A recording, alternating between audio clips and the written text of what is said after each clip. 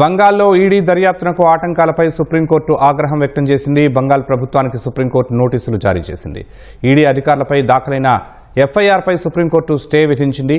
ED దర్యాప్తును అడ్డుకోవడం తీవ్రమైన అంశమని వ్యాఖ్యానించింది.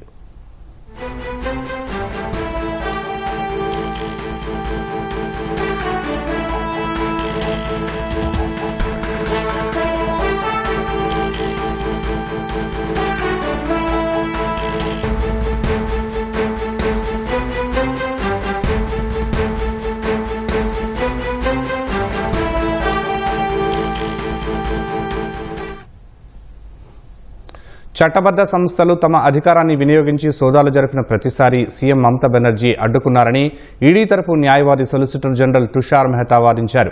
ఈ ఘటనను ఇలానే వదిలేస్తే భవిష్యత్తులో మరిన్ని జరిగే అవకాశం ఉందని తెలిపారు. సోదాల సమయంలో ఆటంకాలు కలిగించడానికి సహకరించిన అధికారులను సస్పెండ్ చేసే విధంగా తీర్పును ఇవ్వాలని కోరారు.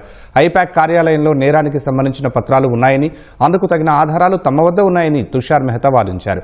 ఈ కేసుపై కలకత్తా హైకోర్టు మొదట విచారణ చేపట్టాలని పశ్చిమ బెంగాల్ ప్రభుత్వ తరపు సీనియర్ న్యాయవాది కపిల్ సిబల్ వాదించారు. డిజిటల్ పరికరాలన్నీ సీఎం మమతా బెనర్జీ తీసుకువెళ్లారని, ఈడీ చేసిన ఆరోపణల్లో వాస్తవం లేదని తెలిపారు.